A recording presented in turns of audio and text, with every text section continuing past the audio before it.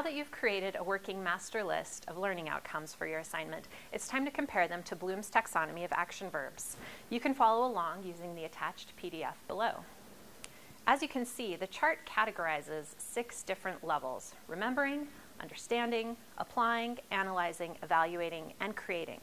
There's a hierarchy at play here in that the levels progress from lower order thinking to higher order thinking.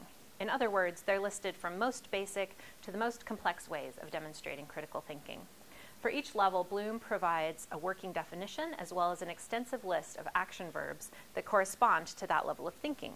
For example, a learning outcome that asks students to compare and contrast two similar or opposing things would fall under level 4, analyzing, because it asks students to examine information and find similarities and differences.